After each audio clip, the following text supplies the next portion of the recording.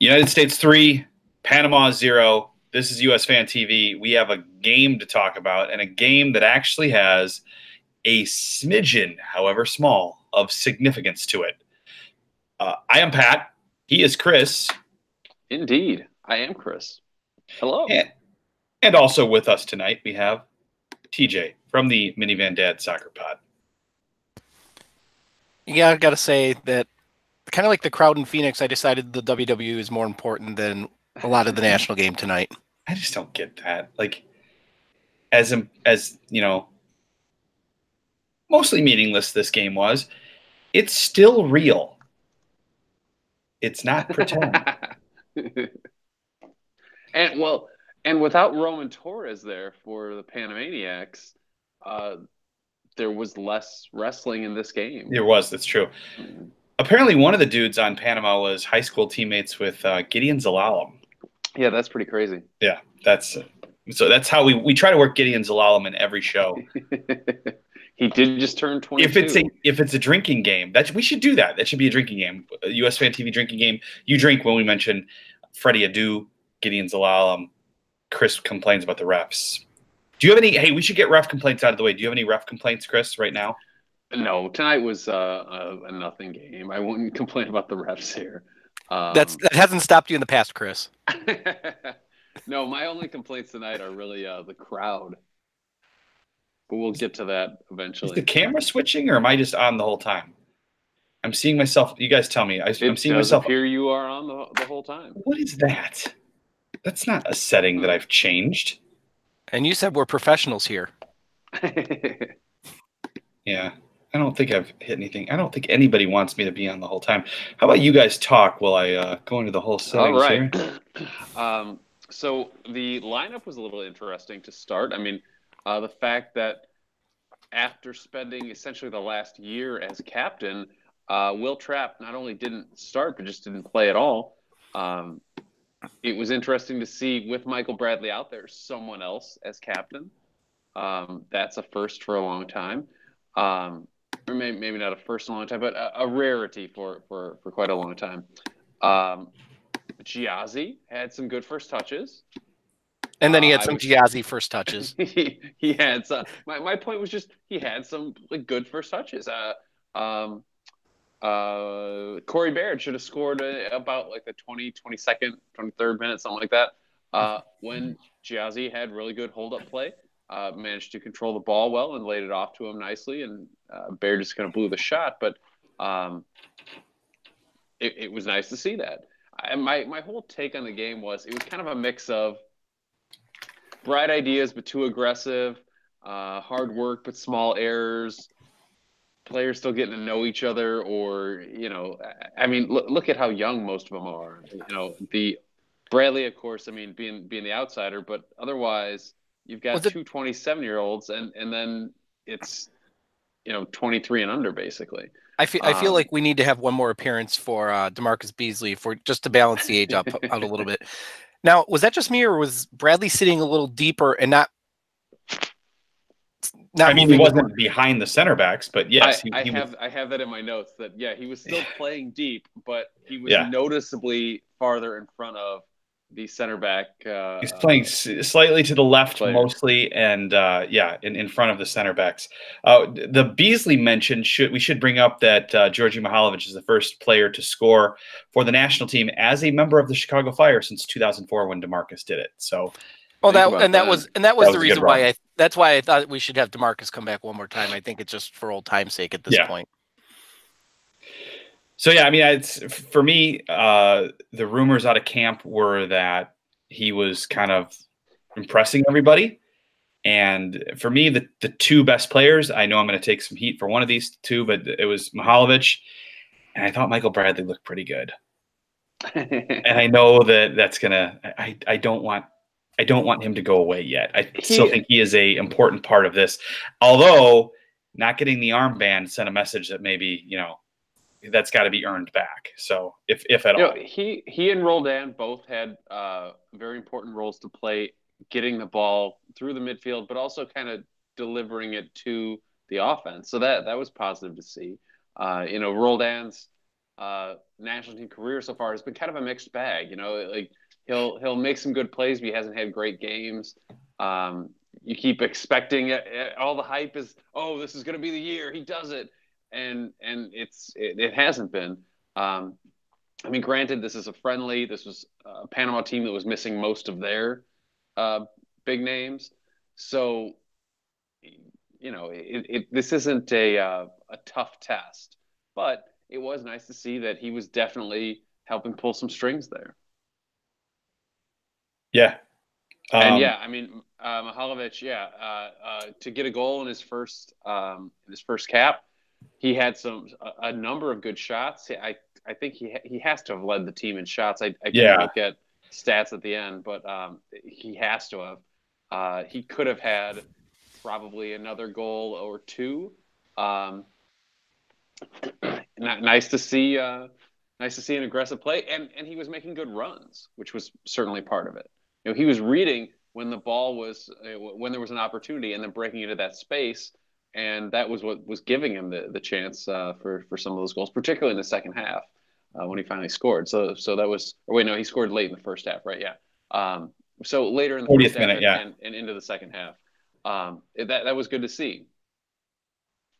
If we can somehow get Mihalovic and Eric Lehigh on, I'll be in a sandwich between their two hometowns, Downers Grove and Lamont. So I'm right in the middle. It'd make me feel good about myself if we could get two local guys on the team at one time. But yeah, it was, you know, as a Fire fan, it was cool to see a guy actually have some success with the national team. I mean, I know he had Dax, but he's most remembered, I think, for being on the field in Trinidad. And you know, it's been a long time coming. We had, you know, Brian McBride after the national team. It's, you know, this is very cool to see. And you know, I don't think he stays with the Fire very much longer if these good performances keep up, but we'll see. TJ and I talked about that on the last show. He's probably Europe bound, and rightfully so. So hopefully he can get into a good situation. We do need to talk about Chris. I also thought while we're on the topic, though, Sure. but before we change anything, while we're on the topic of Mihalovic, I also found it interesting that he took corners from the left and right today. Yes, It was another thing I thought strange that you got Bradley out there and he didn't take him. Which technically, I always wished someone else would be our main, really free kick taker, because I've always felt like, or I used to feel like, Bradley is a great, like, dirty goal scorer. And those games where the ball just ends up like in a scrum in the box, you need somebody who's just going to hammer it home. I want Bradley to be that, like, cleanup guy who hangs out the top of the box on corners or whatever.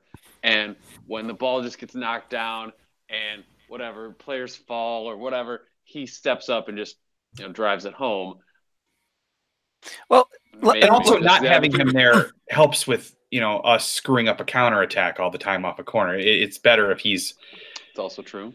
Probably sitting there, yeah. So I guess, and I felt, and maybe part of this is just that it was against Panama, but I actually felt like the corners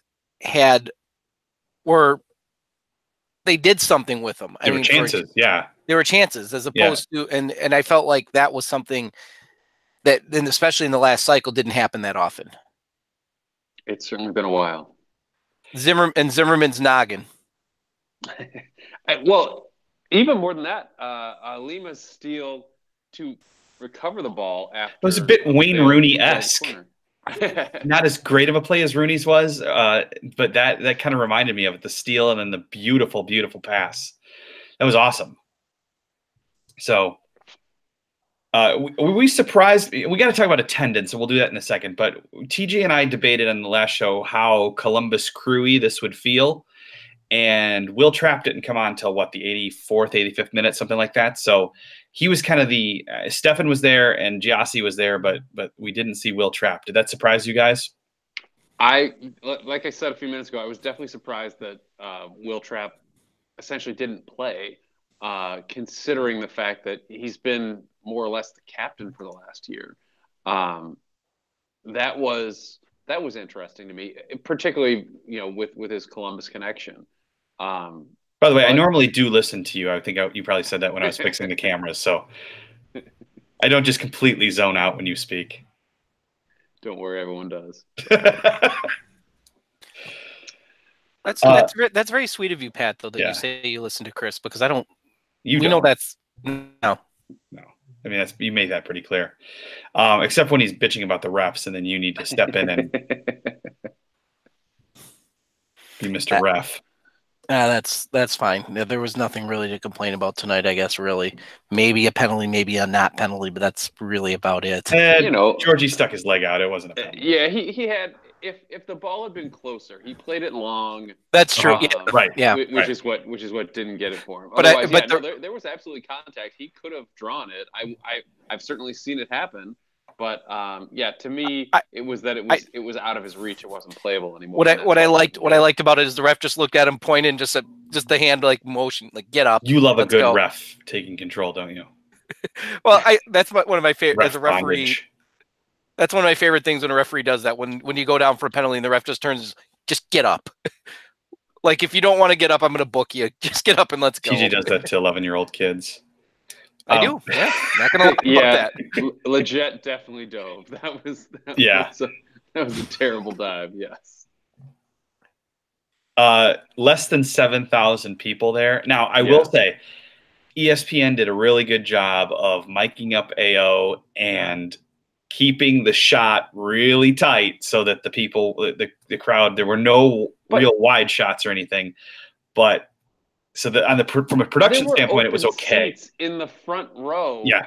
In the only side of the stadium that they actually because those seats were over $100, which is the point. Yeah. Like they've got some sort of ticketing matrix where they believe they maximize profits by charging a certain amount, and it sometimes takes away from attendance to do that. But when you're trying to build goodwill after gigantic failures, and you're putting out a C team. Hey, leave Chris out of this.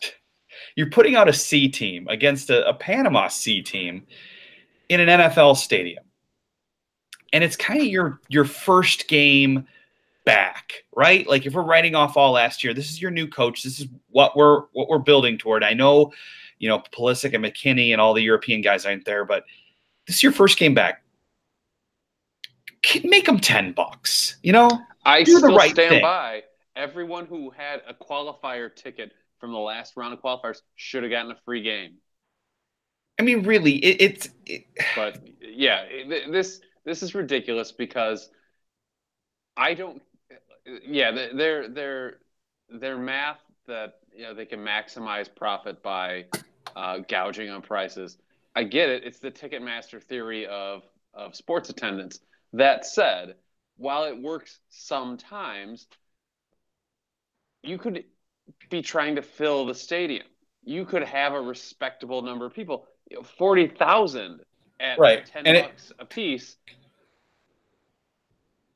I understand the costs then become different, whatever. So I'm not going to get in and say, it would absolutely make more money than 6,000. It wouldn't necessarily make more money. As Devin just pointed out, 7,000 people paying $100 is the same as 70,000 people paying $10. But and you don't have to pay. You could keep certain areas of the stadium closed off, so you don't have to clean those. I don't know what is in the contract with that, but there is a matrix, and they believe they're hitting a number to maximize profits. But when you talk to anyone who has not yet been to a game in Europe, what is the thing that they are most interested in? The atmosphere. The atmosphere is what sells the game, this game more than anything else. It's what sells tickets. And if you have an atmosphere on TV that makes people go, I want to be there, that's how you bring this thing back. That atmosphere, despite what ESPN was able to do with the mic, which when you hear singing and you also hear talking on the field, something. Yeah, when there was one girl you could hear screaming. Yeah. Because Lori kept saying she sounded like a bird or something like that, because you're like, it's ridiculous. Bring this back. It doesn't have to be about grabbing every dollar and maximizing everything right now. What's ridiculous is that their own numbers show over the last 20 years, average attendance has fallen 10,000 a game. That was 30% of their attendance 20 years ago. They were over 30,000 a game in 1998. They were barely 21,000, I think, 22,000 in 2018. At the same time, ticket prices have like I Yeah. don't know more than quadrupled. I think it maybe even 5 or 6 times. It's ridiculous, and I understand that they want to make their money. Great, but $100 million bankroll doesn't mean anything except, oh, hey, great, we bought new equipment to test Right. players' You know what? heartbeats. It's a nonprofit, right? Yeah, And one of the charges of that nonprofit is to grow the game in the United yeah, States. yeah. You don't have to The maximize a the C other team side of friendly it, in the other January. side of it, that like this is the part that's offensive to us as fans, but the side of it that I don't understand, like on behalf of U.S. Soccer, say they're kind of selling themselves short then say when the women start arguing about, well, our attendance is strong or is sometimes even better, you should pay us just as much. Part of it is because you're screwing the people going to the men's games so much more. Like the prices are Wait, are higher. they though? They are Women's higher. women's ticket prices aren't. Oh, don't get me wrong. You're screwing the women too. The people going to the women's game too. Just Don't clip get me just wrong. that. Don't get me wrong. They're doing it there too. The prices just aren't as they're not as high. But yeah, it's a bad idea both ways. But when you see your attendance dropping as strongly as it has, say, in the men's game, it is going to make your argument against paying the women equal harder to accomplish. So by your own design, you are creating a situation in which your argument fails.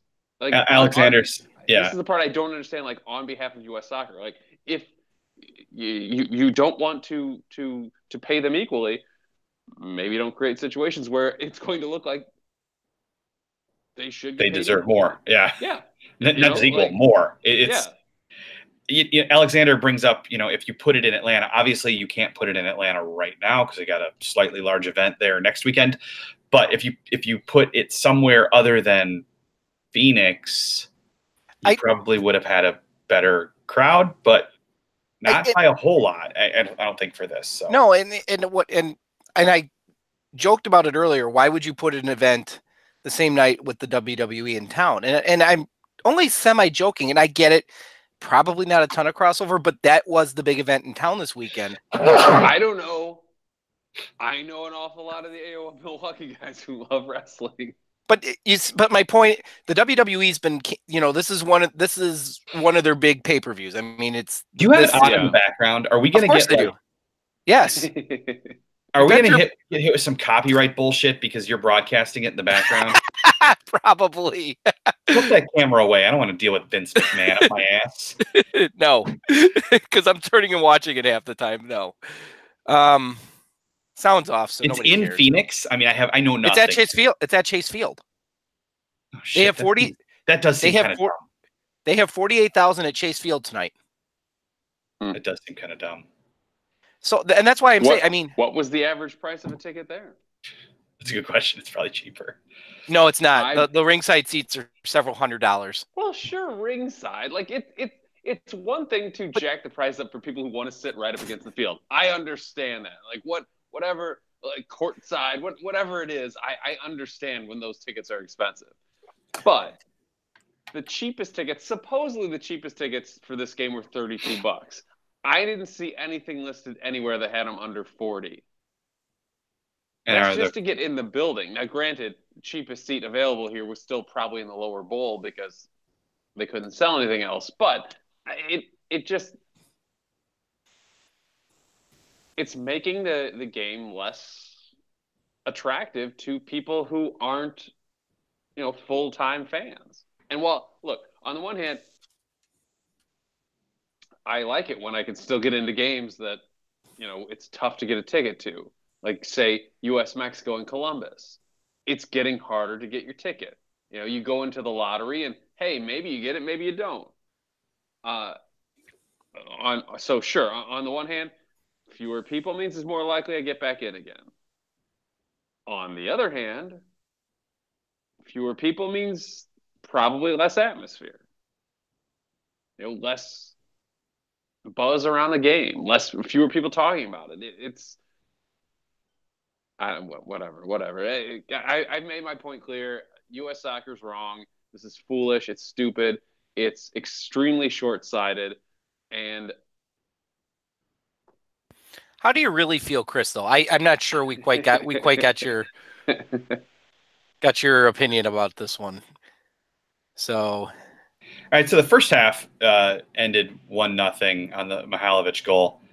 The second half, I mean, we didn't score for quite a while in the second half, but I felt like, and I don't have the numbers in front of me. I felt like we possessed the ball quite well for a team that's never actually played together before, which was nice to see. And I recognize this is not even, this is I don't want to say Panama's a crap opponent. This is a crap version of Panama we are playing. So it's not like we're playing great competition here, but I felt like, there's some games where we don't score for a long period of time when we should, and you feel like mad or angry. I didn't feel that at all today. I felt like, oh, we're doing all right. We're doing all right. It'll come. And they did.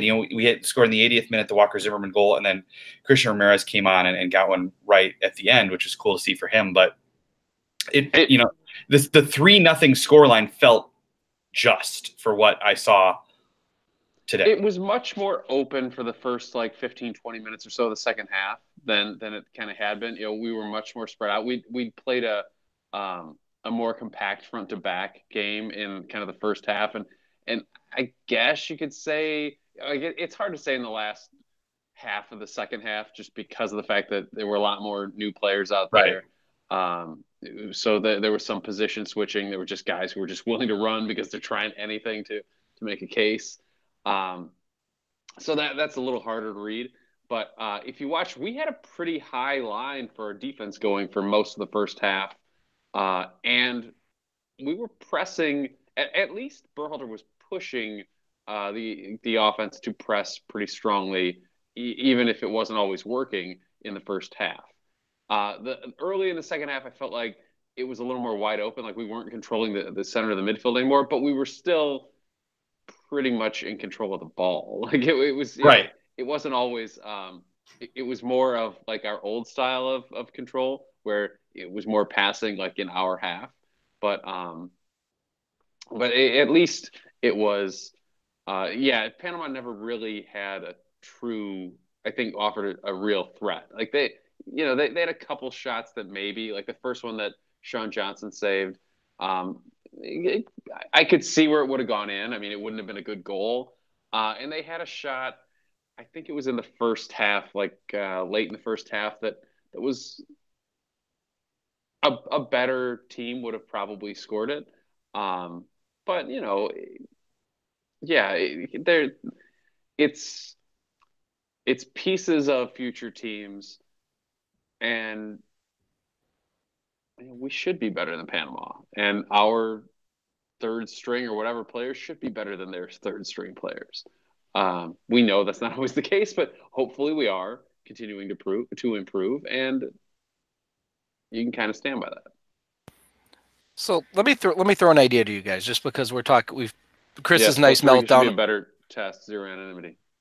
Chris, because of Chris's wonderful discussion of ticket prices and all that, should we just, with Camp Cupcake, should they just give one of these games away and just play Canada every year and play them in Canada, like in Vancouver or Toronto in the Sky Dome or something like that? I imagine the crowd would be better. Why would we do that? Make an agreement with Canadian soccer and get some actual people there. Play Canada every year with Camp Cupcake. No, Canada. No. So I was at a hockey game yesterday. For anyone who may have seen my Instagram feed, it was the first time I've heard someone actually sing the Canadian national anthem in French. The Jim Cornelison for the Blackhawks will sing it in French when Les Habitants is in town. Nice little touch. He sings the English version when all the other Canadian teams are in town. Was this a Quebec team that was there? No, Manitoba. And he just sang it. He just sang it in French I was surprised. Yeah, I was like, wait a minute, because every other time I've been at a game and it's been sung, it's always been the English version. Soccer, hockey, whatever. Zero anonymity. I have no idea why TJ's proposing that. You'd have to ask him. It's just strange, I think. Good to have you back, by the way. We missed you in recent shows, and it made me sad that you weren't here. I'm happy you're here now. Yeah, Ricky, it's fair to say this is the most organized we've looked in a while. That's true. Yes. You know, it felt like there was a plan. Certainly, that is a good point about Gregg Berhalter's first game. Some of that may be that he had 3 weeks with these guys, whereas for the last year it's been a group of players kind of cobbled together from out of nowhere. Can we say necessarily that, it's because Berhalter's so much better than Sarachan? Off one game, no, I won't say that. Because in the end, Sarachan got, a week with them? So, yeah, it's certainly a good thing. And I didn't like? Because he's had 3 weeks. I didn't like that, Gregg at the beginning of the game was talking about how this is all about getting information, and this is the first time we have no information, and this is the first time we can get information. We have information, and in fact, I think he's known he's going to be the national team coach for several months, and I think that he's probably been gathering information since then in what Sarachan was doing. So I think that's kind of BS. But but no, it is and it isn't. It's an answer in case things don't go the way he wants it to go going into the game. What it is, though. Oh, true, yeah. But it's also he's gathering information because for him this is the first time to see how what he wants to do works on a national level, works in an international game, versus just an MLS. I mean, that's the opportunity that's there for him to see if all these things that he's doing in camp, how well do they work? How well does their chemistry play out? And so on and so forth. Has Zardes found a first touch on the national stage, like he started to find with Columbus playing for him? So, I mean, there are questions to be answered there. Christian says he hopes the European guys were watching and we're getting a sense of what they need to do to play. I kind of hope that they all were watching and they not only were getting a sense of the plan, but they were also feeling a tiny little bit of pressure. Not that, many of these dudes are going to beat many guys like Tyler Adams and Weston McKennie and Christian Pulisic are going to be there. But maybe Weston felt a little bit of pressure from Mihalovic today and his performance. Maybe, that will push them a little bit more to make sure that they're not going through the motions when they do get there during a FIFA break. Or maybe they're not going to now have an injury that keeps them in Europe. Maybe they will come here. I'm more hoping they were watching just as a matter of pride. The great thing that I think we actually kind of saw under that I'll give Sarachan credit for was it actually seemed like the players had a chip on their shoulder again. Had some reason to be like, yeah, we're here. We're the U.S. We're not here to screw around. We're here to beat you one way or the other. If we have to play physically, if we have to try to score, if we have to outrun you, outwork you, whatever, that's what we're here to do. As our team has gotten better, we've lost some of that edge, and it was nice to see some of that back at times with these guys. So I'm hoping that they were watching this and gearing up for in a few months when they have the opportunity to do it. Hey, Alex, go do your homework. Stop ruining our buzz. We only get this once or twice a year, so go do your homework. I completely agree with Alex. It didn't feel like Camp Cupcake. I was interested in this game, and most years I don't care. Well, that's because Arsenal's done, and you had nothing really better to do soccer-wise.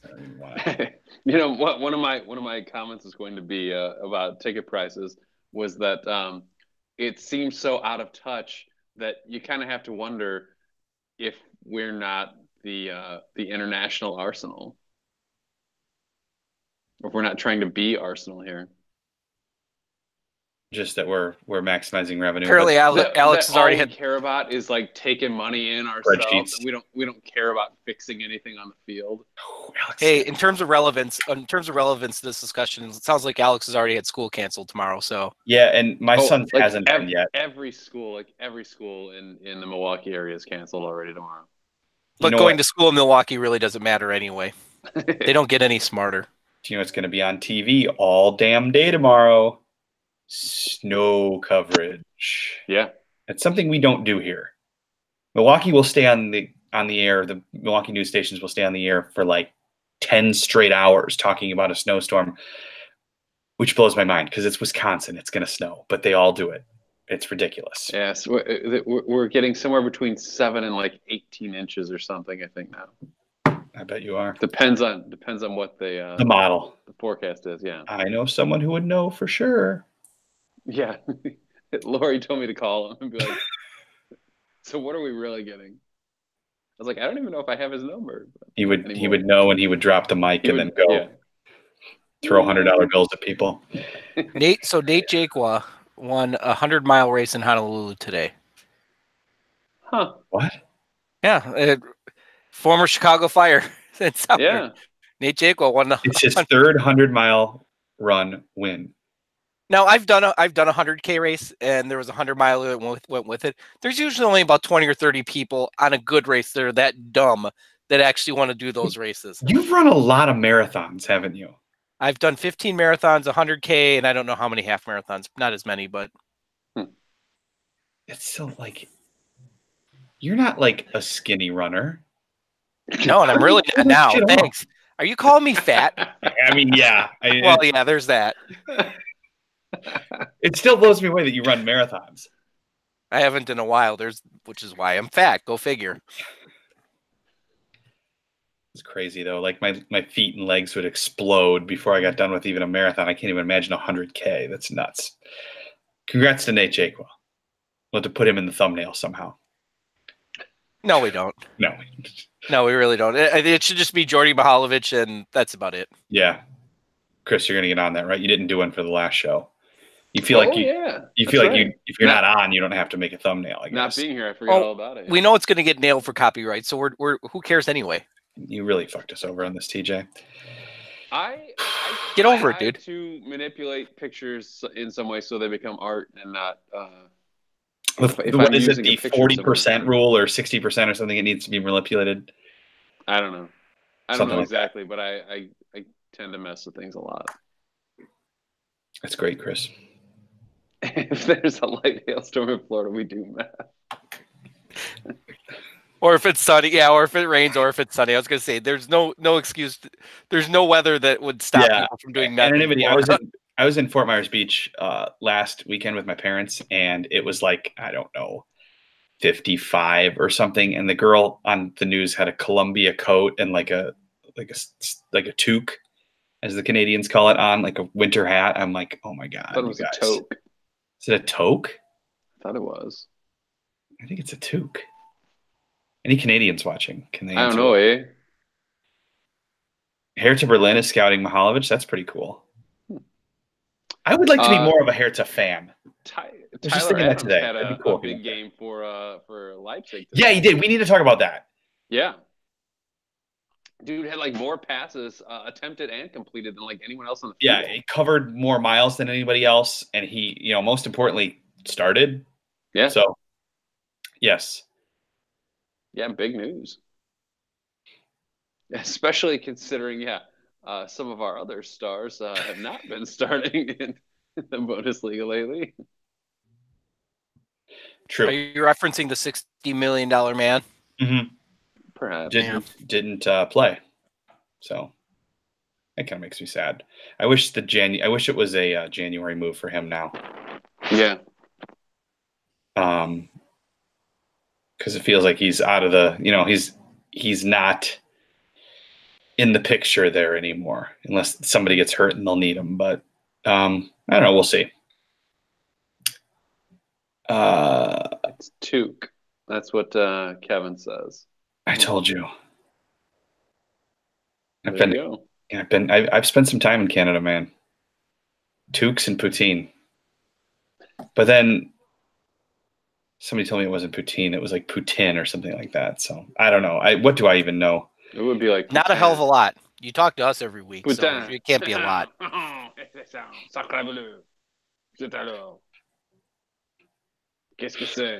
Thank you, Terrence and Phillip. That's all I have to say about this game. We should probably talk about the week ahead. I would expect we will not do a show Tuesday because what the hell will happen between now and Tuesday? Although who knows? Maybe Landon Donovan will retire again. Maybe Thursday. What do you guys think? I mean, it'll depend on what there is to talk about this week. But the game's Friday night, right? I thought it was Saturday night, but I could be wrong. I should know this, but I don't. I thought it was Saturday night. Does somebody know, or can we look it up? If only we had something that could tell us. It was a way. Yeah, it is Saturday. Okay. Is it it's a afternoon game, isn't it? Yeah. Ooh. You guys might be doing that alone. Robert, no, I have not salted the driveway. I did break the shovel on the driveway today, though. I need a better shovel than that. I salted, and I had to go buy more salt a few days ago. It's bad, guys. Well, that was trying to break that layer of ice up. I cracked the shovel. I've had that shovel for 5 or 6 years, so no big deal. Probably should get the snowblower fixed one of these years.